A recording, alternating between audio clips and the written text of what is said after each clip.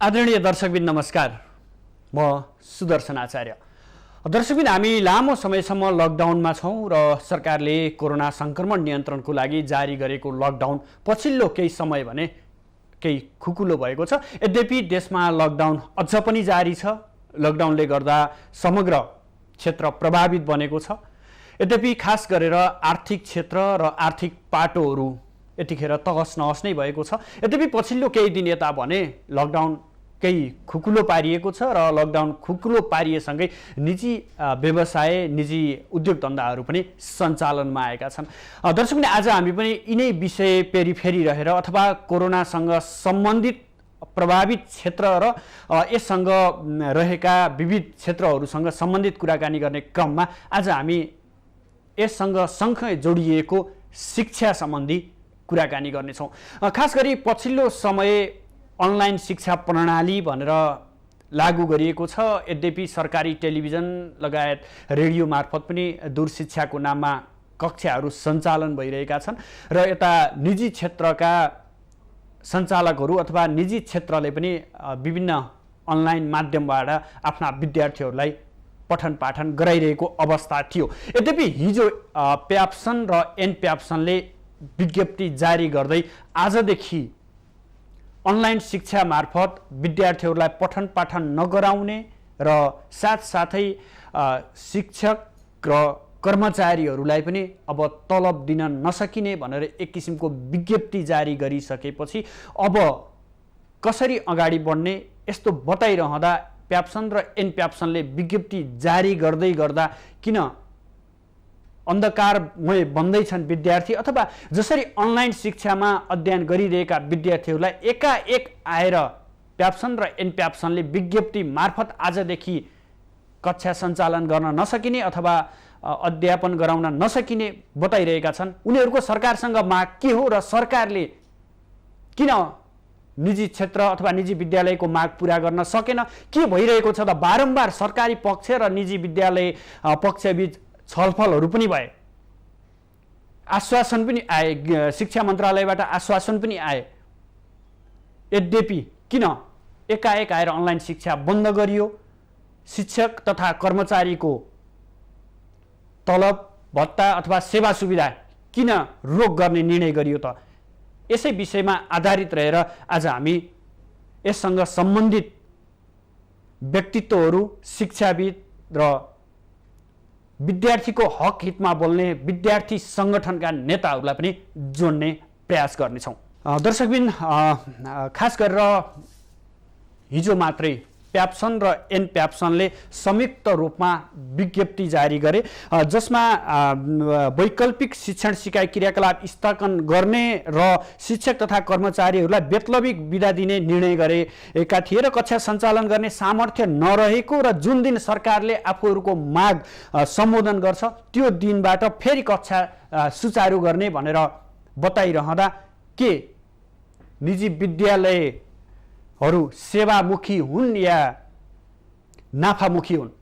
किन एकाएक आएर यस्तो निर्णय गरियो भन्ने विषय र सन्दर्भमा रहेर आज हामी कुराकानी गर्ने प्रयास गर्दैछौँ। यतिखेर हामीसँग एनप्याप्सनका महासचिव सुभाष नेउपाने हामीसँग प्रत्यक्ष रूपमा जोडिनु भएको छ। सुभाषजी, यहाँलाई स्वागत छ माउन्टेन टेलिभिजनमा। हजुर, एकाएक आएर किन यस्तो निर्णय गरियो? विद्यार्थीहरू अलमलमा परे नि। हजुर, जस्तो गत असार 14 गते मात्रै शिक्षा मन्त्रीलाई ज्ञापन पत्र पनि बुझाइएको थियो। शिक्षा मन्त्रीले केही दिन पर्खिनुहोस् अथवा केही दिन तपाईँहरूले धैर्य गर्नुहोस् भनेर बताइरहनु भएको थियो। त्यस यता तपाईँहरू छलफल गर्नुभयो अथवा हिजो मात्रै 81 आएर तपाईँहरूले यस्तो निर्णय गर्नुभयो? के अरे, हाम्रो स्कुलका साथीहरूलाई पनि हामी राखेर एउटा निकास निकालौँ भनेर पनि हामीले एउटा विज्ञप्ति मार्फत उहाँलाई जानकारी गरायौँ र पटक पटक उहाँले त्यो आश्वासन दिनुभयो। एकपटक मात्रै होइन, झन्डै हामी 7-8 पटक बस्यौँ होला। हामीले 21 गते बसिसकेपछि हामीले एउटा अल्टिमेटम सहित उहाँलाई जानकारी गराएको थियौँ। 10 गते माग सहित हामी उहाँ कहाँ प्रस्तुत भएको थियौँ र उहाँले 1 हप्तालाई तपाईँहरू नआत्तिनुहोस्, 1 हप्तामा म सबै कुराको समाधान गर्छु, तपाईँहरूको समस्यालाई म सम्बोधन गर्छु भनेर उहाँले जुन आश्वासन दिनुभयो, अब त्यो पर्खाइमा पनि हामी बस्यौँ। हिजो 31 गते हामी यो खालको विज्ञप्ति निकाल्न हामी बाध्य भयौँ। हजुर, जस्तो शिक्षा क्षेत्र त एउटा नैसर्गिक अधिकार पनि हो, मानिसको आधारभूत आवश्यकता भित्र पर्ने कुरा पनि हो। विशेष गरी तपाईँहरू निजी क्षेत्र सञ्चालकहरूलाई चाहिँ नाफामुखी एउटा चाहिँ सेवामुखी भन्दा नाफामुखी भनिरहेको आरोप लागिरहँदा एकाएक आएर यस्तो निर्णय गर्नुले विद्यार्थीको, तपाईँहरूको जुन विद्यालयमा अध्ययनरत विद्यार्थीहरू छन् स्वयं ती विद्यार्थीहरूको मानसिक असर पर्दैन र भने? यो शिक्षण सिकाइले निरन्तरता पाउनुपर्छ भन्ने मान्यता राखेका कारणले नै तपाईँको कोभिडको यस्तो अप्ठ्यारो परिस्थितिमा वैकल्पिक विधिद्वारा हामीले शिक्षण सिकाइलाई निरन्तरता दिनुपर्छ भन्ने मान्यता राखेर टेलिभिजन, रेडियो र यो भर्चुअल क्लासका माध्यमबाट हामीले शिक्षण सिकाइलाई निरन्तरता दियौँ। र हाम्रो स्रोत भनेको अभिभावकले बुझाउने फी भन्दा निजी विद्यालयमा अर्को स्रोत हुँदैन, गभर्मेन्टबाट हामीलाई कुनै किसिमको सहयोग हुँदैन। त्यो तपाईँहरूलाई सबै कुरो यथार्थ, हाम्रो यथार्थ सबै हाम्रो कथा त्यता तपाईँहरूलाई पनि थाहा छ। तर नाकमुख थुनेर बाँच भन्नु कति औचित्यपूर्ण हुन्छ, कति न्यायपूर्ण हुन्छ, अनि हातखुट्टा बाँधेर पोखरीमा पौडी खेल भन्नु कति उचित हो? अब यो तपाईँहरूले नै विश्लेषण गर्नु पर्यो के, तपाईँहरूले नै बुझिदिनु पर्यो। अनि त्यही स्थिति हामीलाई भएको हो। जस्तो तपाईँहरूले शुल्क पनि उठाइरहेको कुराहरू पनि छ, केही विद्यालयले शुल्क पनि उठाइरहेका छन्, त्यतातर्फ ध्यान तपाईँहरूको नजाने अनि एकाएक आएर यस्ता यस्ता किसिमका निर्णयहरू गर्दाखेरि भोलिको शिक्षा कता जाला, भोलिको शिक्षा विद्यार्थीको मानसिक अवस्था कस्तो होला, यसतर्फ तपाईँहरूले किन ध्यान पुर्याउन सक्नु भएन? कतिपय कुरामा हामी अलिक भ्रमित छौँ, अलिक भ्रम सिर्जना गर्न खोजिन्छ नेपालमा। यो भ्रम सिर्जना यसरी नगरियोस् भनेर पनि म अनुरोध गर्छु होइन। यसरी अहिले फी बुझाएको अवस्था होइन, कुन स्कुलमा कसरी हो त्यही साथीहरूले बिल पठाएको अवस्था हो है। अब यो भर्चुअल क्लासलाई रन गर्नलाई पनि धेरै अप्ठ्यारो पर्यो। टिचर, शिक्षक साथीहरूले, शिक्षक कर्मचारी साथीहरूले भोको पेटले काम गर्न सक्ने अवस्था रहँदैन भनेर केही साथीहरूले केही स्कुलहरूमा, सीमित स्कुलहरूमा बिल पठाएको अवस्था हो। मलाई लाग्छ कुनै पनि स्कुलले त्यसरी पैसा ल्याएको छैन होला, कुनै स्कुलमा त्यस्तो होला, एका दुई हजार त्यस्तो होला, तर त्यसरी पैसा आएको अवस्था चाहिँ होइन। तपाईँहरूले एकदमै यथार्थ भएर बुझ्नुहोस्। विश्लेषण गर्दाखेरि अलिक तथ्यपरक विश्लेषण पनि गर्नुपर्छ होइन। अमित कुरातिर हामी लाग्नु हुँदैन जस्तो मलाई लाग्छ कि। हजुर, जस्तो यो महामारीका बीच तपाईँहरूले एक किसिमको प्रेसर दिन खोज्नु भएको हो, विद्यालय छिटो खोल, हामी चाहिँ छिटो शुल्क उठाउन पाऊँ भनेर एक प्रेसरको रूपमा पनि हेरिएको छ नि यो तपाईँहरूको हिजोको विज्ञप्तिलाई।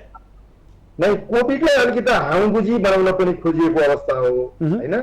अब अलिकति यो कोभिडबाट यो पेन्डामिक सिचुएसन भनेको तपाईँको यो ग्लोबल पेन्डामिक अवस्था हो, हामीको मात्रै समस्या होइन, यो वर्ल्डभरिको समस्या हो। तर अहिलेको स्थिति के देखिन्छ भन्नुहुन्छ भने हिजो इटलीमा त्यत्रो ठुलो प्रब्लम थियो र आज इटलीमा प्रब्लम देखिँदैन, टुरिस्टहरू त्यहाँ जान सुरु गरिसके है। यसलाई व्यवस्थापन राम्रो गर्न सकेको भए जस्तो ताइवानको जस्तो अवस्था यहाँ हुन सक्यो, भियतनामको जस्तो अवस्था हुन सक्यो, जहाँ 10 करोड, भियतनाममा 10 करोड जनसङ्ख्या छ, त्यहाँ एकजना मान्छे पनि अहिलेसम्म मरेको अवस्था छैन। तपाईँले अस्ट्रेलियामा हेर्न सक्नुहुन्छ, न्युजिल्यान्डमा हेर्न सक्नुहुन्छ, त्यहाँ त्यति व्यवस्थित गर्न सकेका छ। र सधैँभरि अब कोभिडकै कारणले सबै कुराबाट हामी वञ्चित भएर हामी लकडाउनमा बसेर, हामी बन्दी भएर बसेर समस्याको समाधान पनि हुँदैन। त्यसकारण learn to live together with Covid. अब हामी यसित लिभिङ टुगेदर गरेर हामी अगाडि बढ्नुपर्छ, होइन भने बच्चाहरूको जुन शिक्षण सिकाइ हो यसलाई सधैँभरि हामी वञ्चित गर्न सक्दैनौँ। किनभने बच्चालाई यसरी वञ्चित गर्नु भने त्यो बाल मनोविज्ञानमा, मनोसामाजिक असर निकै ठुलो असर पर्न सक्छ। अहिले तुरुन्तै त्यो असर नदेखिए पनि कालान्तरमा त्यो असर देखिन सकिन्छ। यही कुराको संवेदनशीलता, यही गम्भीरतालाई हामीले बुझेर विभिन्न शिक्षण सिकाइका माध्यमबाट अगाडि बढ्न खोज्या हो। तर अब कुनै उपाय नभइसकेपछि हामीले हात उठाएको अवस्था हो, यसलाई स्थगन गरेको अवस्था हो। गभर्मेन्टले कुनै किसिमको दिशानिर्देश नगर्ने यो विषयमा होइन। अब सुरक्षित अवतरणको कुनै उपायहरू पनि नअपनाउने, अब हामी सक्दासम्म केही समयसम्म गऱ्यौँ, अब सक्ने अवस्था भएन, हामीले अहिले हात उठाएको अवस्था हो। हाम्रो यो कुनै सङ्घर्ष आन्दोलनको कार्यक्रम होइन, हामी सडकमा उत्रेर नारा जुलुस गर्ने होइन, रेलिङ मार्च होइन, यो राजनैतिक त्यस्तो किसिमको हुँदा पनि होइन। तर कुरो के हो भने हामी नसक्ने अवस्था भइसकेपछि हाम्रो सबै कुरा बन्द गरिसक्यो भने हाम्रो नाक मुख थुनेर अब बाँच भन्ने कुरालाई हामी बाँच्न सक्ने अवस्था नरहिसकेपछि हामीले यसलाई स्थगन गरेको। यो स्थगन पनि हामीले के भनिरहेको छौँ, मैले धेरै पटक तपाईँलाई दोहोऱ्याइसकेँ, यो अप्रिय तर बाध्यात्मक निर्णय हो हाम्रो। जस्तो कि सकेपछि यो हाम्रो लहर होइन, हाम्रो बाध्यता हो। यो हाम्रो धैर्यताको बाँध टुटिसकेपछि हामी धेरै पर्खाइपछि पनि कुनै किसिमको दिशानिर्देश नगरेर अवस्थामा हामी बाध्य भएर यो निर्णय गर्न पुग्यौँ। हजुर, अब तपाईँहरू यसरी बाध्य भएको भन्नुभयो, अब शिक्षा मन्त्रालयसँग तपाईँहरूले राखेको मागहरू के हुन्? आम जति पनि अभिभावक अथवा दर्शकहरू हुन्छ उहाँहरूलाई स्पष्ट पारिदिनुहोस्, तपाईँहरूले बन्द गर्नुको कारण के हो र यसको समाधान कसरी निस्किन्छ? पहिलो कुरा त हामीले के माग राख्यौँ भने हामीलाई सहुलियत दरमा ऋण उपलब्ध गराइदिनु पर्यो भनेर हामीले माग राख्यौँ। किनभने अभिभावकजीहरू पनि समस्यामा हुनुहुन्छ भन्ने कुरालाई हामी राम्रोसँग बुझेका छौँ होइन। अनि त्यो माग राख्दा हामीलाई बजेट भाषणमा एड्रेस भएन, सबै पक्षलाई भयो। तपाईँलाई देख्नु भएको छ, टुरिज्ममा भयो होइन, व्यापार व्यवसायमा भयो, क्याटरिङमा भयो, टेलरिङमा भयो, हरेकमा हुँदा शिक्षा जस्तो संवेदनशील क्षेत्र, देशमा पनि 25 लाख विद्यार्थीहरू अध्ययनरत क्षेत्र निजी विद्यालयहरूको जहाँ 2.5 लाख शिक्षक कर्मचारीहरूले काम गर्छन्, यस्तो क्षेत्र भने त यो कुनै विदेशी नागरिक पढ्ने ठाउँ होइन, विदेशी नागरिकले सञ्चालन गरेको होइन, नेपाली नागरिक नै हुन् सबै होइन। त्यसले गर्दा यस्तो संवेदनशील क्षेत्रमा बजेट भाषणमा कुनै किसिमको एड्रेस भएन। नभइसकेपछि फेरि हामीले पटक पटक हाम्रो नियमन निकाय मान्य शिक्षा मन्त्रीजीलाई यो विषयमा हामीले जानकारी गरायौँ। यो बारे हामी अर्थमन्त्रीजीलाई पनि विज्ञप्ति दिएका थियौँ र उहाँलाई पनि यो जम्मै कुरा जानकारी गराएको थियौँ। हामीले राहत मागेको होइन, हामीलाई सहुलियत दरमा ऋण चाहिन्छ भनेर हामीले त्यो भने। त्यो नभइसकेपछि पटक पटक यो कुराको जानकारी गरायौँ।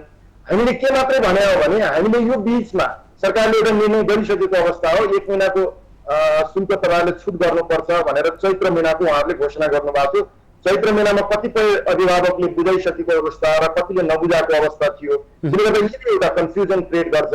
हामी वैशाखको कुनै पनि शुल्क हामी लिँदैनौँ अभिभावकजीहरूसँग, बाँकी हामीलाई अतिरिक्त शुल्कहरू हामी कुनै पनि लिँदैनौँ, जस्तो ट्रान्सपोर्टेसन फी, फुडिङ चार्जहरू जस्ता अतिरिक्त शुल्कहरू हामी लिँदैनौँ।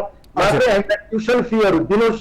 यो ट्युसन फी दिनुभयो भने बाँच र बचाउको अभियानमा हाम्रो शिक्षक कर्मचारीले पनि अहिले भोको पेटले काम गर्न सक्ने अवस्था रहँदैन। हामीले जति सक्छौँ उहाँहरूलाई स्यालेरी पनि दिन्छौँ। हाम्रो घर भाडाको कुरा छ, हाम्रो ब्याङ्कको कुराहरू छ, यो अपरेसनल कस्टहरू छ, यो सबै कुरालाई म्यानेज गरेर हामी स्मुथली रन गर्न सक्छौँ। शिक्षण सिकाइलाई हामी निरन्तरता दिन सक्छौँ भनेर हामी 3 महिनासम्म यसरी प्रयास गरेर यो शिक्षण सिकाइलाई यो वैकल्पिक विधिबाट हामीले निरन्तरता दिँदा पनि यो विषयमा सरकार गम्भीर हुन सकेन। हामीले पटक पटक अनुरोध गर्दा पनि यो अनुरोध गर्दा पनि गम्भीर हुन नसकिसकेपछि हामी बाध्य भएर यो निर्णय गर्न बाध्य भयौँ। हजुर, अब यो सँगसँगै तपाईँहरूले जति पनि त्यहाँ कार्यरत शिक्षक तथा कर्मचारीहरू हुनुहुन्छ उहाँहरूलाई बेतलबी घर बिदा दिने पनि निर्णय त्यो विज्ञप्तिमा उल्लेख छ। यसले यो कर्मचारी अथवा शिक्षकहरूको मनोविज्ञानमा पनि त केही प्रभाव पार्ला, अथवा आफूले यत्रो वर्षसम्म दुःख गर्दै आइरहेको विद्यालय अथवा शैक्षिक संस्थाले एकाएक आएर यसो निर्णय गरिदिँदा उहाँहरूको परिवार, उहाँहरूको मनोविश्लेषणको कुरा अथवा मनोवैज्ञानिक प्रभाव पनि त उहाँहरूमा पर्ने देखिन्छ नि। होइन, हामी शिक्षक कर्मचारीको विषयमा निकै संवेदनशील छौँ, निकै गम्भीर छौँ। अहिलेसम्मको हाम्रो प्रयास शिक्षक कर्मचारी साथीहरूकै लागि हो। हाम्रो यत्रो जुन प्रयास भएको थियो शिक्षा मन्त्रालयसँग यो पटक पटक जाने र हरेक निकायसँग हामीले यसरी हार गुहार गर्नुको पछाडि मात्रै एउटा कारण थियो, शिक्षक कर्मचारी साथीहरूले भोको पेटले काम गर्न सक्ने अवस्था रहँदैन भन्ने हाम्रो प्रयास हो। अब हामीले अभिभावकलाई अपिल गर्दा पनि हाम्रो नियमन निकायबाट तिमीहरूले कुनै किसिमको शुल्क लिन पाउँदैनौ भन्छ। अनि त्यो पछाडि हामीलाई सहुलियत दरमा ऋण उपलब्ध गराइदिनुहोस् भन्दा पनि त्यो कुरालाई बेवास्ता गर्छ। अनि सबैतिरबाट अप्ठ्यारो पाइसकेपछि अब शिक्षक कर्मचारी साथीहरूलाई पनि हामीले सधैँभरि आश्वासन मात्रै दिएर समस्याको समाधान हुँदैन। त्यसकारण हामीले भनेको के हो भने जबसम्म हाम्रा समस्याहरूमाथि सरकारले सम्बोधन गर्दैन, हाम्रो नियमन निकायले सम्बोधन गर्दैन, तपाईँहरू बेतलबी विधामा बस्नुहोस् भनेर हामीले अनुरोध गरे र हाम्रो जिम्मेवारी असारसम्मलाई हामीले जिम्मेवारी पुरा गर्छौँ। हाम्रो सहजताको स्थितिमा है, हाम्रो सहजताको स्थितिमा हामी के गर्न सक्छौँ यो बाँचेर बचाउको अभियान। अन्तमा अबको निकास के र कहिलेदेखि फेरि अनलाइन कक्षाहरू सञ्चालन हुन्छ? यो हाम्रो स्थगन हो है, हामीले स्थगन गरेका छौँ। हामी बच्चाहरूको शिक्षण सिकाइलाई निरन्तरता दिनुपर्छ भन्ने एकदमै मान्यता राख्छौँ हामी, किनभने शिक्षाकर्मी हौँ, हामी यही क्षेत्रमा लागेका मान्छे हौँ। बच्चाहरू यो शिक्षण सिकाइबाट वञ्चित हुनु हुँदैन भन्ने हामी एकदमै यसको प्रबल मान्यता राख्छौँ। तर जबसम्म हाम्रा मागहरूमा सरकारले सम्बोधन गर्न सक्दैन तबसम्म त यो त स्थगन नै रहन्छ र हामीले चलाउन सक्ने उपाय नै रहन्छ। न हामीले सहुलियत दरमा ऋण पाउँछौँ, न अभिभावकबाट आउने स्रोत नै हाम्रो बन्द गरिदिइसकेपछि त्यो सम्भावना नै रहँदैन, यो त स्थगन नै रहन्छ। हुन्छ, यहाँको महत्त्वपूर्ण समय र संवादका लागि धेरै धेरै धन्यवाद। मलाई पनि यो अवसर दिनुभएकोमा यहाँलाई पनि धेरै धेरै धन्यवाद। दर्शकवृन्द हामीसँग हुनुहुन्थ्यो एनप्याप्सनका महासचिव सुभाष नेउपाने हुनुहुन्थ्यो। उहाँले समग्रमा आफूहरू बाध्यात्मक अवस्थामा पुगिसकेपछि अथवा अन्तिम अवस्थामा शिक्षा मन्त्रालयसँग बारम्बार छलफल र यसको निकास खोज्ने भनिरहेर उहाँहरूबाट निकास ननिस्किसकेपछि अन्त्यमा बाध्य भएर यस्तो निर्णय गर्नु परेको र आफूहरूलाई पनि केही प्रेसरहरू रहेको अथवा चाहिँ आफ्नोहरू ब्याङ्किङ ब्याजदेखि लिएर शिक्षक र कर्मचारीहरूलाई पनि सेवा सुविधा अथवा तलब भत्ता खुवाउन समेत अप्ठ्यारो अवस्था सिर्जना आइसकेपछि अन्तिम अवस्थामा आएर यो अस्त्र प्रयोग गरिएको भनेर उहाँले जानकारी दिनुभयो। पक्कै पनि दर्शकबिन कोरोना संक्रमण यसले सबैतिर प्रभाव पारेको छ। यसबाट शिक्षा क्षेत्र अछुतो रहने त कुरै छैन। यद्यपि शिक्षा जस्तो संवेदनशील क्षेत्रमा अथवा संवेदनशील क्षेत्रमा यसरी एकाएक निर्णय गरिनुले विद्यार्थीको मानसिकतामा कस्तो प्रभाव पार्ला भन्ने विषयमा हामी उहाँसँग कुराकानी गर्दैथ्यौँ। यतिखेर हामीसँग शिक्षा विज्ञान प्रविधि मन्त्रालयका प्रवक्ता दीपक शर्मा प्रत्यक्ष टेलिफोन सम्पर्कमा जोडिनु भएको छ। दीपकजी स्वागत छ यहाँलाई माउन्टेन टेलिभिजनमा। एकाएक निजी क्षेत्रले विज्ञप्ति जारी गरेर आजदेखि अनलाइन कक्षा बन्द गर्ने निर्णय गरे नि, यसलाई कसरी लिएको छ? पहिला त के भन्छ भने हामीले नेपाल सरकारले 2077 साल ज्येष्ठ 18 गते विकल्प शिक्षा प्रणाली सहजीकरण निर्देशिका जारी गर्यो। हजुर, त्यो निर्देशिकाले 5 किसिमका विद्यार्थीहरूको पहिचान गरेको छ। प्रविधिमा कुनै पनि पहुँच नहुने त्यसलाई छापा सामग्रीहरू हामीले उपलब्ध गराउँछौँ। अनि प्रविधिमा रेडियोसम्म पहुँच भएका, टेलिभिजनसम्म पहुँच भएका, अनलाइनसम्म पहुँच भएका भनेर यसरी र अफलाइन कम्प्युटर भएका तर अनलाइन पहुँच नभएका भनेर 5 किसिमका विद्यार्थीहरूको पहिचान गरेर ती 5 किसिमका विद्यार्थीहरूलाई कस्तो कस्तो सपोर्ट गर्ने भन्ने हिसाबले त्यहाँ निर्देशिकामा डिटेल छ। त्यो अनुसार हामीले असार 1 गतेबाट कार्यक्रमहरू सञ्चालन गर्यौँ। नेपाल सरकारले टेलिभिजनबाट कार्यक्रम सञ्चालन गरेको छ, रेडियो नेपालबाट कार्यक्रम सञ्चालन गरेको छ र शिक्षा तथा मानव स्रोत विकास केन्द्रको लर्निङ पोर्टल मा अनलाइनका सब सामग्रीहरू छन्, त्यहाँबाट कार्यक्रमहरू सञ्चालन भइरहेको छ। युट्युबमा सामग्रीहरू छ अनि विभिन्न स्थानीय तहहरूले रेडियोबाट आफ्नो चाहिँ अवस्था परिवेश अनुसार रेडियोबाट कार्यक्रमहरू सञ्चालन गरिरहेका छन्। त्यसरी ती सबै कार्यक्रमहरू सञ्चालनमा छन्। ती सबै कार्यक्रमहरूले सबै विद्यार्थीलाई समेट्छ। त्यो चाहिँ नि सामुदायिक विद्यालयको विद्यार्थीलाई नि हो, संस्थागत विद्यालयको विद्यार्थीलाई पनि हो। त्यसबाहेक हामीले निर्देशिकामा के व्यवस्था छ भने त्यो व्यवस्था अतिरिक्त कुनै विद्यालयले, त्यो सामुदायिक विद्यालय पनि हुनसक्छ, संस्थागत विद्यालय नै हुनसक्छ, कुनै विद्यालयले आफ्नो परिवेश अनुसार म छुट्टै किसिमको कार्यक्रमहरू मेरा विद्यार्थीलाई दिन्छु, यो राज्यले दिएकोले मलाई पुगेन दिन्छु भन्छ भने उसले दिन चाहिँ पाउँछ। त्यो प्रावधान यसमा छ। अब त्यही प्रावधानमा गएर केही संस्थागत विद्यालयहरूले कार्यक्रमहरू सञ्चालन गर्नुभएको हामीले बुझेका हौँ र त्यो कार्यक्रम रोकियो भन्ने चाहिँ अहिले त्यो कुराहरू आएको हो र अब त्यो सञ्चालन भएको कार्यक्रमहरू नरोकेको भए हुन्थ्यो भन्ने हो। हजुर, दीपकजी यस्तो संवेदनशील कुरा शिक्षा जस्तो कुरामा निजी क्षेत्रले यसरी एकाएक निर्णय गरिनु र अर्को कुरा चाहिँ उहाँहरूले तपाईँहरूलाई दोष अथवा शिक्षा मन्त्रालयसँग सम्बन्धित रहेर उहाँहरूले के भन्नुभएको छ भने हामी बारम्बार उहाँहरूसँग छलफल गऱ्यौँ तर निजी क्षेत्रको अथवा निजी शैक्षिक संस्थाप्रति उहाँहरूको उदासीनता रह्यो, त्यो हुँदाखेरि हामीले यो बन्द गर्न बाध्य भयौँ भनेर भन्नुभएको छ नि। अब उहाँहरूको गुनासो एक ठाउँमा छ, तपाईँले भन्नुभएको होइन, संस्थागत विद्यालयहरू एक हिसाबले सञ्चालनका हिसाबले धेरै विद्यालयहरू समस्यामा छन्। उहाँहरूको माग पनि छ, हामीसँग ध्यानाकर्षण पत्र पनि आएको छ। संस्थागत विद्यालयका शिक्षकहरूको तलब भत्ताको विषयमा उहाँहरूको संस्थागत विद्यालय शिक्षक संस्थाहरूले पनि हामीसँग माग पत्र दिएको हो र हामीले असारको दोस्रो तेस्रो हप्तामा ती विषयहरूमा छलफल गरेका हौँ र त्यो चाहिँ माननीय मन्त्रीज्यूको समुपस्थितिमा संस्थागत विद्यालयका छात्र सङ्गठन, त्यसपछि अभिभावक सङ्घ, संस्थागत विद्यालय अभिभावक सङ्घ, शिक्षक महासङ्घ सबै बसेर छलफलहरू भएको हो। त्यसको अलावा हामीले ती विषयहरूमा के गर्दा उपयुक्त हुन्छ भनेर स्थानीय सरकारका र प्रदेशका सामाजिक विकास मन्त्रालयहरूसँग पनि हामीले अनलाइन छलफल गरेर सुझावहरू लिइसकेपछि ती कुराहरू माननीय मन्त्रीज्यू मार्फत उच्चस्तरीय समितिमा क्राइसिस म्यानेजमेन्ट कमिटी जुन छ त्यसमा छलफलको लागि गइसकेको छ। पहिला हामीले उहाँलाई भनिसकेका पनि छौँ र त्यो विषय त्यहाँ छलफलमा छ। छलफलमा छ, विचाराधीन छ, छलफलमा छ। त्यो चाहिँ मन्त्रालयले सम्बन्धित निकायमा अथोरिटीमा ती कुराहरू चाहिँ जानकारी गराएर छलफलमा छ। अहिले मैले त्यस्तै भन्न सक्छु।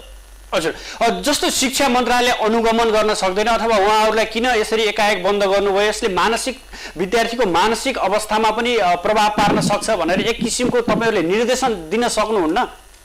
होइन, यसो उहाँहरूलाई उहाँको स्कुलले चलाए। मैले अलिक त्यति लामो भूमिका जोडेको भने सरकारले सञ्चालन गरेको कार्यक्रमहरू सबै सामुदायिक विद्यालय, संस्थागत विद्यालय दुवैको लागि हो। हजुर, अब त्यसमा उहाँहरूले के भन्नुभयो भने यसले हाम्रो विद्यार्थीलाई पुग्दैन, हामी एडिसनल गर्छौँ भनेर उहाँले गरेको एडिसनल कुरा हो। त्यसैले एडिसनल कुराहरू चाहिँ उहाँहरूले रोक्दाखेरिमा सरकारले गरेको भन्दा यसले कुनै विद्यार्थी वञ्चित भयो भन्ने विषय चाहिँ होइन। तर उहाँले आफ्ना विद्यार्थीहरूलाई आवश्यकता महसुस गरेर त्यसरी चलाइसकेपछि ती विद्यार्थीहरूको लागि उहाँहरूले नछोडेको भयो भने हामीले त के उहाँहरूलाई ऐच्छिक हो, त्यो निर्देशिकाले गरेको व्यवस्थामा सरकारले यति गरेको छ, यो बाहेक अरू विद्यालयहरूले चलाउन चाहनुहुन्छ भने चलाउन सक्नुहुन्छ भनेको हो कि। त्यसैले त्यो कुराहरू चाहिँ उहाँले जो आवश्यकता देखेर चलाउनु भयो, त्यो चलाउनु भएको विषयहरूलाई चाहिँ उहाँहरूले अहिले छलफल जारी रहेको बेलामा त्यो विषयहरू उहाँहरूसँग छलफल भइसकेपछि विचाराधीन छ, छलफल जारी छ। नेपाल सरकारमा त्यो छलफल भइरहेको सन्दर्भमा चाहिँ उहाँहरूले नरोकेको भए हुन्थ्यो, राम्रो हुन्थ्यो भन्ने मात्रै हाम्रो प्रतिक्रिया हो। हजुर, दीपकज्यू, जस्तो लामो समयसम्म यसरी लकडाउनमा विद्यार्थीहरू कहिले विद्यालय खुल्ला, कहिले विद्यालय जाउँला भनेर एक किसिमको अन्डोलमा छ। अब कहिलेसम्म विद्यालय खुल्ने सम्भावना रहन्छ, केही छलफलहरू भएको छ?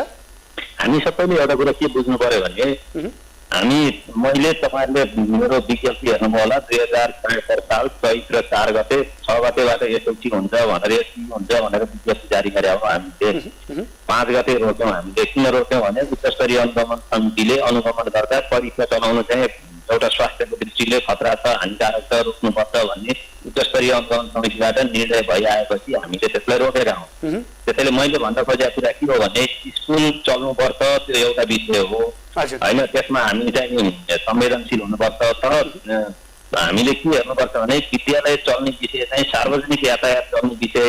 अहिले मन्दिरहरू बन्द छ, सार्वजनिक यातायात बन्द छ, तपाईँ सिनेमा हल बन्द छ, यस्ता धेरै सामाजिकसँग जोडिएका स्थानहरू बन्द छन्। त्यो चाहिँ स्वास्थ्य शिक्षा मन्त्रालय मात्रैले गर्ने विषय हुँदैन। त्यो चाहिँ उच्चस्तरीय ट्राफिक म्यानेजमेन्ट कमिटी त्यहाँ भएका एक्सपर्टहरू, विज्ञहरूले सल्लाह गरेर दिएको रायको आधारमा मात्रै त्यो हुन्छ। हामीले बोल्ने कुरा चाहिँ हाम्रो आफ्नो अवधारणा हुन्छ होइन।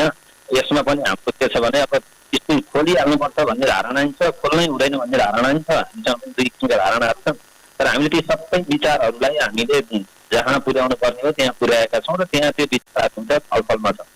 त्यसो भए चाहिँ हामीले एउटा आशा गरौँ, त्यो एउटा निर्णय हुन्छ, त्यसपछि हामीले। हजुर, शर्माज्यू, यहाँको महत्त्वपूर्ण समय र संवादका लागि धेरै धेरै धन्यवाद। यहाँलाई पनि धन्यवाद।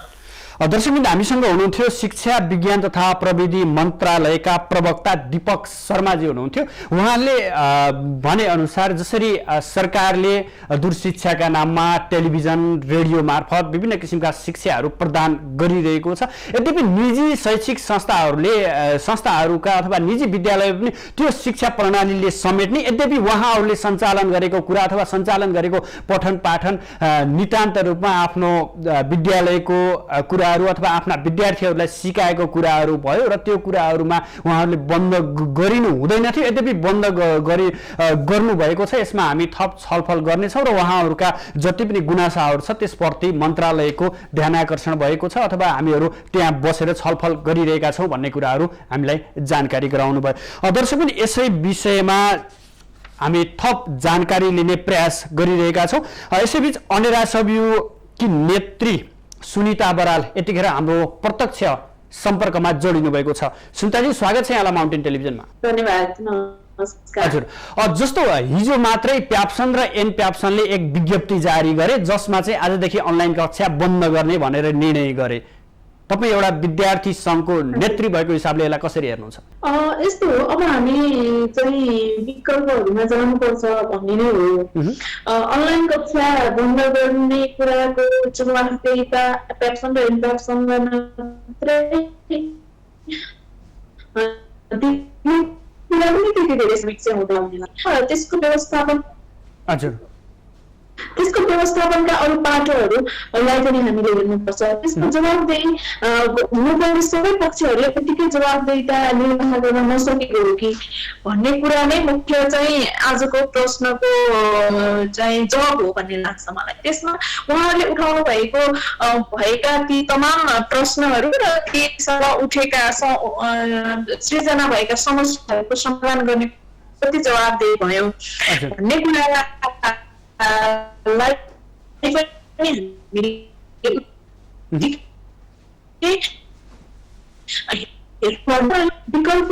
विकल्प दिने कुराको चाहिँ एउटा सम्भावनालाई अन्त्य गर्ने कुरा सँगसँगै हामीले अरू नयाँ विकल्पहरू खोज्नुपर्छ जसका लागि चाहिँ सबै विद्यार्थीहरू अधिराज्यभरिका विद्यार्थीहरूलाई समेट्न सक्ने गरेको वैकल्पिक उपाय हामीले राज्यका तर्फबाट दिन नसकेका कारणले आज परिस्थिति आयो कि त्यस कारणले यसमा जवाफदेही सबैभन्दा बढी त सबै पक्षको अभिभावक राज्य भएका कारणले राज्यले बढी जवाफदेही भएर यो कुरालाई समात्नुपर्छ भन्ने लाग्छ मलाई चाहिँ।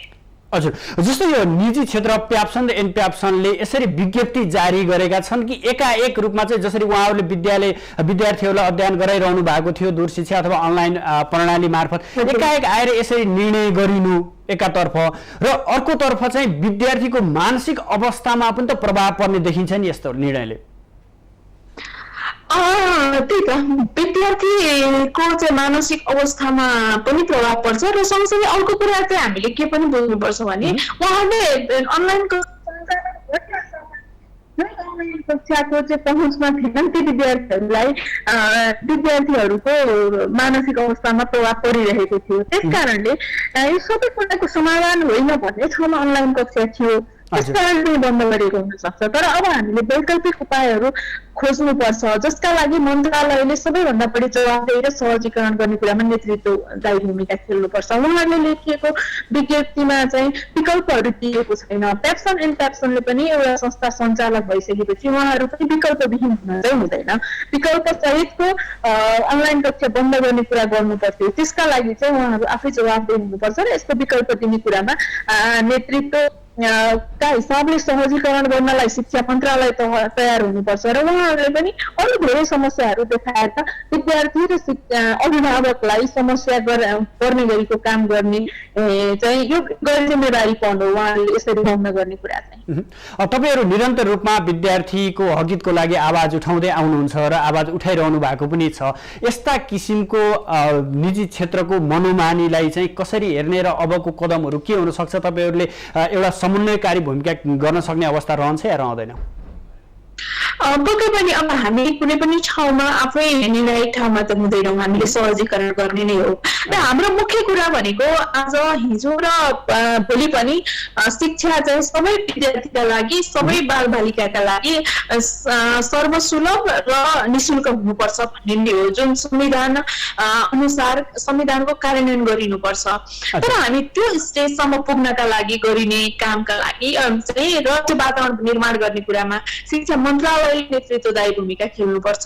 सँगसँगै आज जो सञ्चालन भइरहेका निजी शैक्षिक संस्थाहरू छन् जो प्याप्सन एनप्याप्सन अन्तर्गत रहेर सञ्चालित छन् तिनीहरूले आज एउटा शैक्षिक संस्था सञ्चालन गरिरहँदा विस्तृत नाफामूलक एउटा कम्पनी खोलेको जस्तो गरेर गैर जिम्मेवार रूपमा आफूलाई मन लाग्दाखेरि खोल्ने, आफूलाई मन लाग्दाखेरि अध्ययन अध्यापनलाई ध्यान दिने, मन नलाग्दा या अनुकूलता नहुँदा अध्ययन अध्यापनलाई नै बन्द गर्ने कुरा चाहिँ विशुद्ध व्यापार गरेको जस्तो गर्ने कुरालाई चाहिँ राज्यको तर्फबाट निगरानी गर्नुपर्छ र हदैसम्मको कारबाहीका दायरामा ल्याउनुपर्छ। किनभने शिक्षा क्षेत्र विशुद्ध व्यापारिक क्षेत्र होइन, यो चाहिँ जवाबदेही सहितको हरेक क्षेत्रमा जवाबदेहिता त चाहिन्छ नै, अझ बढी शिक्षा क्षेत्रमा बढी जवाबदेहिता सहितको सेवा पनि हो भन्ने आधारमा शिक्षा क्षेत्र सञ्चालन हुनुपर्छ। यो कुरामा प्याप्सन एनप्याप्सन पनि जिम्मेवार बन्नुपर्छ। हजुर, जस्तो शिक्षक तथा कर्मचारीहरूलाई समेत बेतलबी घर बिदा पनि दिइएको छ नि, यसमा चाहिँ हामीले पहिले पनि भनिसकेका छौँ बेतलबी विधा चाहिँ आजको समाधान होइन र यसमा अझ बढी गैर जिम्मेवार को पराकाष्ठ देखिएको छ होला। उहाँहरूका समस्याहरू छन् भने हामीले पहिला पनि पटक पटक भनेका छौँ यसमा सहजीकरण गर्नका लागि राज्यका तर्फबाट शिक्षा मन्त्रालयले समन्वयकारी भूमिका खेल्नुपर्छ। तर यसमा उत्तिकै सक्रियता र जागरुकता चाहिँ सम्बन्धित शैक्षिक संस्था सञ्चालकहरूले देखाउन जरुरी छ र राज्यले यति धेरै यसपालिको आर्थिक वर्षमा चाहिँ रोजगारविहीन भएकाहरूलाई सहुलियत दिने कुरादेखि लिएर विभिन्न सहुलियतका प्याकेजहरू लिएको छ। त्यो मार्फत राज्यले प्रदान गर्ने सेवा सुविधामा चाहिँ सहजीकरण गर्ने मन्त्रालय मार्फत उहाँहरूले यस्तो सुविधा लिनुपर्छ। तर रोजगारमा हिजो आफूलाई चाहिँदाखेरि प्रयोग गरेको जनशक्ति जो भोलि पनि उहाँहरूका लागि त्यहाँ उपयोग गर्नुपर्छ तिनीहरूलाई आज परेको 2 महिना 3 महिनाको समस्यामा चाहिँ बेतलबी बिदा दिने कुराले यो भन्दा गैर जिम्मेवारपन र यो भन्दा लाचारीपन चाहिँ केही पनि हुँदैन। किनभने विशुद्ध यो दैनिक जालादारीमा काम गरेको जस्तो शैक्षिक क्षेत्रमा त्यो पनि अध्ययन अध्यापन गराउने त्यो जिम्मेवार तह त्यो एउटा चाहिँ समाजको अगुवा व्यक्तिहरूलाई यो तहको जिम्मेवारहीन काम गर्ने कुरा चाहिँ पटक्कै श्रमदिलो हुँदैन। जसको लागि बरु सहजीकरण गर्न हामी पनि तपाईहरुको साथमा छौं भनेर हामीले पहिला पनि पटक पटक भनेका छौं र आज पनि म उहाँहरूलाई अनुरोध गर्न चाहन्छु राज्यको तर्फबाट सहुलियत लिने कुरा तपाईहरुलाई सहजीकरण गर्ने कुरामा तपाईहरु नसक्नु भएको हो भने हामी सहजीकरण गर्दिन्छौं। तर जो रोजगारमा जोडिनु भएको थियो उहाँहरूलाई आज चाहिँ बेतलबी विधामा बस्नुस् भन्ने यस्तो लाचारीपन तपाई शैक्षिक संस्था सञ्चालकहरूले गर्न मिल्दैन सुहाउँदैन भन्ने कुरा म यही तपाईहरुको सञ्चार माध्यम मार्फत पनि अनुरोध गर्न चाहन्छु। हवस् त सुनिताज्यू, यहाँको महत्त्वपूर्ण समय र संवादका लागि धेरै धेरै धन्यवाद। हजुर तपाईलाई पनि धेरै धेरै धन्यवाद। नमस्कार। दर्शकबिन हामीसँग हुनुहुन्थ्यो अनेरा सहयोगी नेत्री सुनिता बराल। उहाँले पनि यसरी एकाएक रूपमा चाहिँ प्याप्सन र एन प्याप्सनले जुन विज्ञप्ति जारी गरे हिजो मात्रै विज्ञप्ति जारी गरे र यो विज्ञप्तिले विद्यार्थीहरूलाई अनलाइन कक्षा जसरी सञ्चालन गरेका थिए विशेष गरी निजी विद्यालयले उनीहरूले त्यो अनलाइन कक्षा सञ्चालन गर्न नसक्ने साथसाथै कर्मचारी र शिक्षकहरूलाई पनि बेतलबी बिदा दिने भनेर निर्णय गरे। यो निर्णय सँगसँगै चौतर्फी आलोचना पनि भइरहेको छ। यसरी जसरी विद्यार्थीहरू एक किसिमबाट घरमै भए पनि केही सबै निजी विद्यालयका विद्यार्थीहरू पनि यसमा पहुँचमा त पुगेका थिएनन्, यद्यपि अधिकांश विद्यार्थीहरू यसको पहुँचमा थिए र उनीहरूले अनलाइन मार्फत कक्षा लिइरहेको अवस्थामा किन एकाएक बन्द गरियो र यसले विद्यार्थीको भविष्य महत्त्वपूर्ण कुरा हुन्छ, विद्यार्थीको भविष्यलाई कस्तो प्रभाव पर्छ, उनीहरूको मानसिक अवस्था कस्तो पर्छ र प्याप्सन एन प्याप्सन अथवा निजी विद्यालयका समस्याहरू के हुन् र यी समस्याहरू समाधान गर्नतर्फ राज्यले किन उदासीनता देखायो र निजी विद्यालयहरू पनि किन एकाएक यसरी निर्णय लिन पुगे भन्ने विषय र सन्दर्भमा हामी प्याप्सन एन प्याप्सनका पदाधिकारीहरू, शिक्षासँग सम्बन्धित व्यक्तित्वहरू र विद्यार्थी संगठनका नेता अथवा नेतृत्वहरू बीच चाहिँ छलफल र कुराकानी गरिरहेका छौँ अथवा कुराकानी गरिरहेका छौँ। दर्शकबिन पक्कै पनि विद्यालय सञ्चालन गर्न आर्थिक व्यवसाय सङ्कट परेको कारणले साउन 1 गतेदेखि शिक्षण सिकाइ क्रियाकलाप स्थगन गरिएको प्याप्सन र एन प्याप्सनले जारी गरेको विज्ञप्तिमा उल्लेख छ।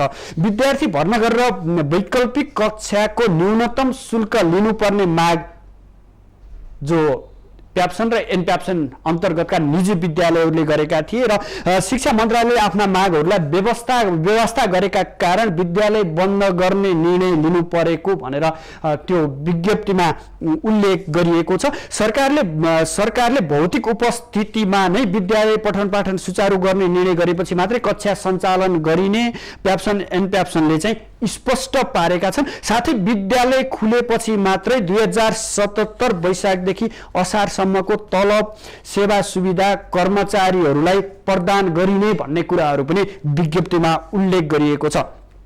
चैत्र 5 गतेदेखि विद्यालय बन्द भएका कारण अधिकांश निजी विद्यालयले शिक्षक र कर्मचारीहरूलाई तलब दिएको अवस्था छैन र यद्यपि हिजो विज्ञप्ति निकालेर साउन 1 गतेदेखि त उहाँहरूलाई बेतलबी बिदा नै दिने निर्णय गरिएको छ।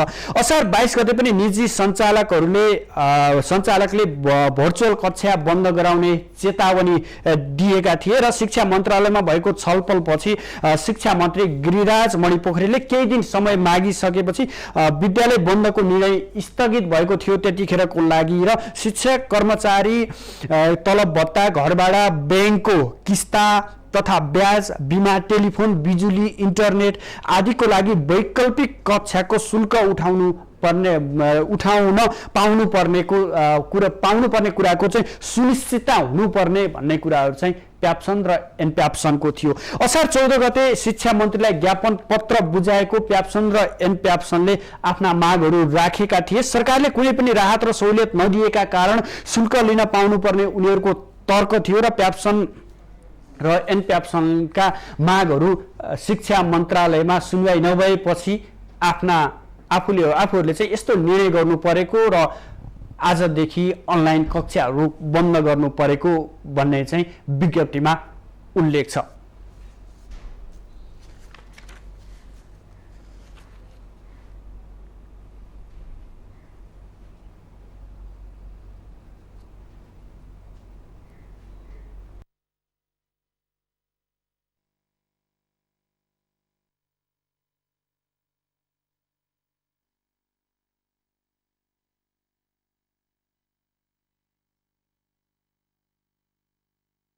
दर्शकबिन पक्कै पनि जसरी प्याप्सन र एनप्याप्सनले विज्ञप्ति जारी गरे र यो विज्ञप्ति जारी गरिसकेपछि यसको केही आलोचनाहरू पनि भइरहेका छन्। विशेष गरी निजी क्षेत्रमाबाट सञ्चालित विद्यालयहरूमा अध्ययन गर्ने विद्यार्थीहरू साथसाथै त्यहाँका कर्मचारी र शिक्षकहरूलाई यसले मार परेको देखिन्छ र यसले उनीहरू प्रत्यक्ष रूपमा प्रभावित भएको देखिन्छ। यही विषयमा थप छलफलको लागि यतिखेर हामीसँग प्रत्यक्ष सम्पर्कमा प्याप्सनका सचिव मधु लोहनी हुनुहुन्छ। मधुजी, स्वागत छ यहाँलाई माउन्टेन टेलिभिजनमा। दर्शकबिन, हामी प्याप्सनका सचिव मधु लोहनीलाई जोड्ने प्रयास गरिरहेका छौँ। उहाँहरूले हिजो विज्ञप्ति निकालेर आजदेखि अनलाइन कक्षाहरू सञ्चालन नगर्ने साथसाथै कर्मचारी र शिक्षकहरूलाई पनि बेतलबी बिदा दिने भनेर एउटा किसिमको विज्ञप्ति जारी गरिसकेको अवस्थामा अब कसरी अगाडि बढ्ने, किन एकाएक यस्तो निर्णय गरियो भन्ने कुराहरूलाई लिएर हामी विभिन्न प्याप्सन एनप्याप्सन लगायत शिक्षाविद र यससँग सरोकार राख्ने विभिन्न निकायहरूका व्यक्तित्वहरूबीच प्रत्यक्ष रूपमा उहाँहरूलाई जोड्ने र यसबारेमा धारणा लिने क्रममा छौँ। दर्शकबिन, हामी शिक्षामा राजनीति भन्ने एउटा रिपोर्ट प्रस्तुत गर्नेछौँ र रिपोर्टपछि हामी पुनः व्यक्तिहरूलाई अथवा हाम्रा जुन प्याप्सन र एनप्याप्सनका पदाधिकारीहरूलाई जोड्ने प्रयास गर्नेछौँ।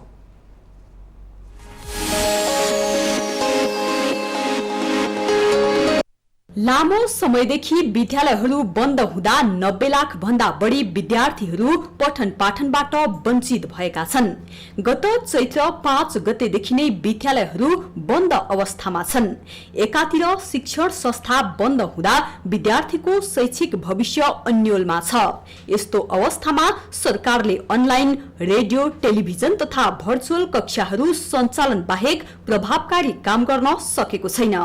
अनलाइन तथा विभिन्न सञ्चार माध्यमबाट सञ्चालन गरिएको शिक्षा सबैको लागि पर्याप्त छैन। विद्यार्थीको नाममा राजनीति गर्ने विद्यार्थी संगठनका नेता यो विषयमा मौन छन्। यद्यपि सरकारले सिफ्ट अनुसार सञ्चालन गर्नुपर्ने सुझाउँछन्। स्थानीय सरकारलाई माध्यमिक तहसम्मको शिक्षाको जिम्मा दिइसकेपछि स्थानीय सरकारले एउटा छुट्टै समिति बनाउने र उनीहरूले जुन जुन ठाउँमा कोरोनाको त्यति ठुलो प्रकोप छैन त्यो ठाउँमा आफ्नो किसिमले व्यवस्थित गर्ने, कहीँ ग्रिन जोन होला, कहीँ रेड जोन होला, यो जोनहरू छुट्याएर, क्षेत्रहरू छुट्याएर प्रभावित एरिया बाहेकका ठाउँमा 2 शिफ्टमा पनि सामुदायिक विद्यालयमा हाम्रो पर्याप्त ठाउँ छ। त्यो ठाउँमा टिचरहरूलाई मोबिलाइज गरेर 2 शिफ्टमा कक्षा सञ्चालन गरेर त्यसमा सावधानी अपनाउने, सेनिटाइजरको प्रयोग, मास्कको प्रयोग, सोसल डिस्टेन्सिङको अवधारणालाई एकदम कडाइका साथ लागू गर्ने।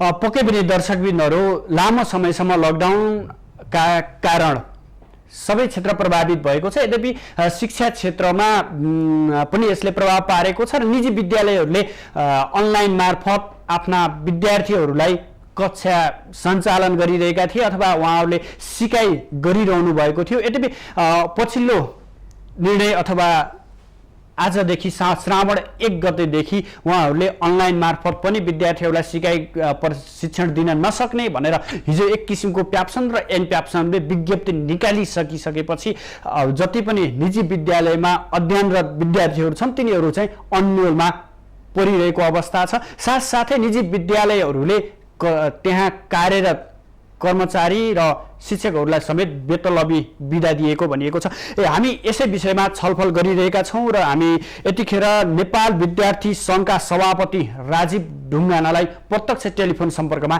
जोडेका छौँ। राजीवजी, स्वागत छ यहाँलाई माउन्टेन टेलिभिजनमा। हजुर, हस्, धन्यवाद।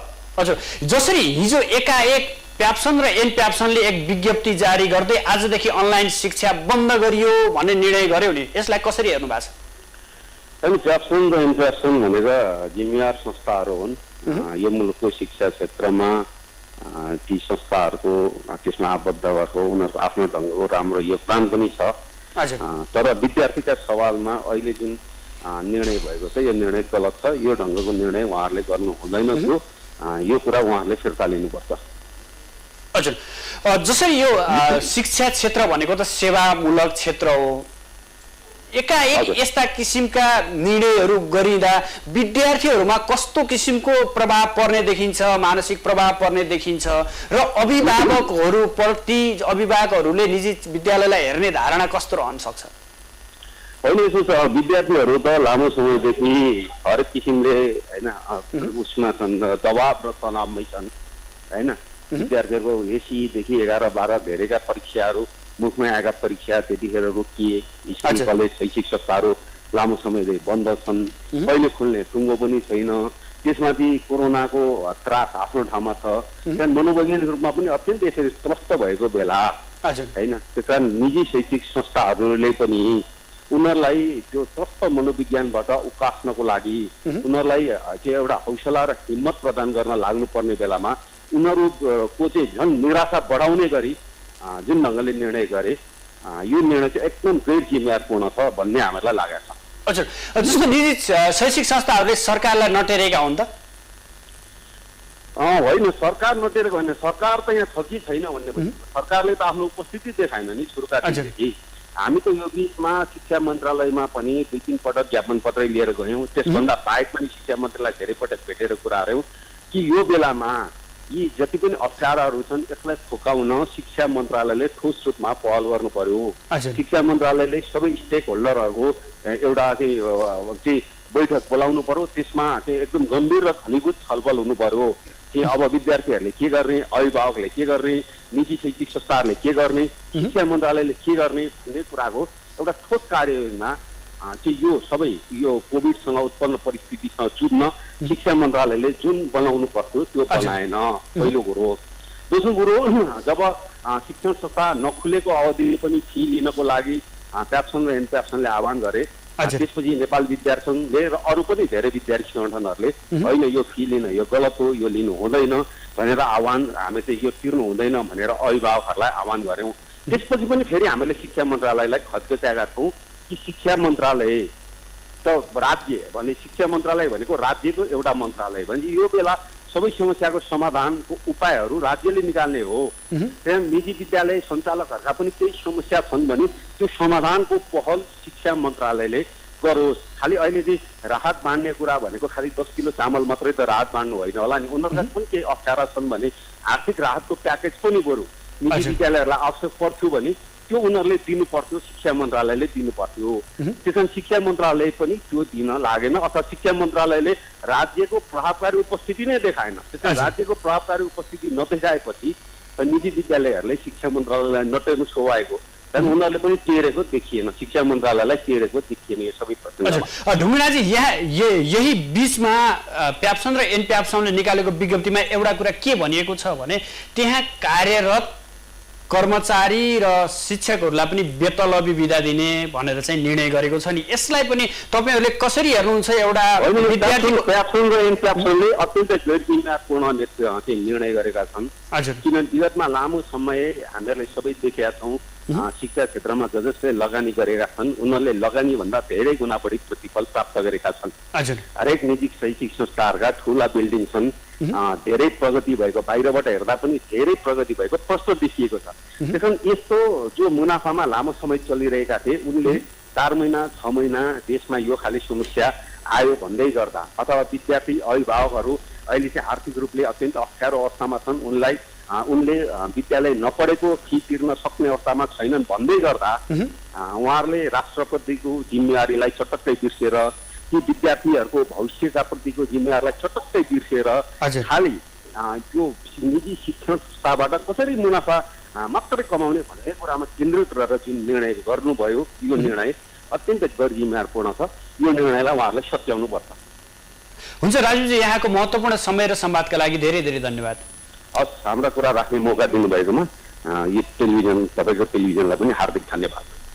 दर्शकबिन, हामीसँग हुनुहुन्थ्यो नेपाल विद्यार्थी सङ्घका सभापति राजीव ढुङ्गाना हुनुहुन्थ्यो। उहाँहरूले पनि निजी विद्यालयको यस्तो विज्ञप्ति गैर जिम्मेवारी भएको र यसमा शिक्षा मन्त्रालयले आफ्नो भूमिका खेल्न नसकेको अथवा यस्तो अवस्थामा पनि निजी विद्यालयले आफ्ना मागहरू राखिरहँदा अथवा आफ्ना मागहरू सम्बोधन गर्न दबाब दिइरहँदा शिक्षा मन्त्रालयले पनि तदारुकता देखाउन नसकेको र निजी विद्यालयलाई खुल्ला रूपमा यसरी छोडिदिँदा उनीहरूले मनोमानी रूपमा यस्ता किसिमका निर्णय गर्ने गरेको र जसले गर्दा लाखौं विद्यार्थीको चाहिँ भविष्यलाई नै समस्यामा पारेको र मानसिक रूपमा चाहिँ उनीहरू कमजोर बन्नुपर्ने अवस्था देखिएको भनेर हामीलाई जानकारी दिनुभयो। अब पक्कै पनि बाल मनोविज्ञानको कुरा हुन्छ यहाँनिर। शिक्षक संस्थाहरूले अथवा निजी शिक्षक संस्थाहरूले जसरी केही राहत दिन अथवा विद्यार्थीहरूलाई केही सिकाइ प्रभावकारी होस् भन्ने हिसाबले जसरी अनलाइन कक्षा सञ्चालन गरेका थिए, यद्यपि निजी विद्यालय र सरकार बीचको आफ्ना मागहरू अथवा आफ्ना गुनासाहरू आफ्ना दुखेसाहरू एक ठाउँमा होलान्। यद्यपि विद्यार्थीले जस्तो संवेदनशील क्षेत्र, शिक्षा जस्तो महत्त्वपूर्ण क्षेत्रमा यसरी एकाएक निर्णय गरिनु र विद्यार्थीको सिकाइलाई नै प्रभावित गर्ने गरी यसरी अनलाइन कक्षा बन्द गरिनु पक्कै पनि औचित्यहीन र राम्रो मानिँदैन। दर्शकले, आज हामी समग्र विषयमा प्याप्सन एनप्याप्सनले विज्ञप्ति जारी गरिसकेपछिको अवस्था र यस विषयमा आधारित रहेर प्याप्सन एनप्याप्सनका पदाधिकारी, शिक्षासँग सरोकार राख्ने विभिन्न निकाय र विद्यार्थी नेताहरूसँग प्रत्यक्ष कुराकानी गर्ने प्रयास गर्यौं। अहिले भने पालो भएको छ विश्रामको।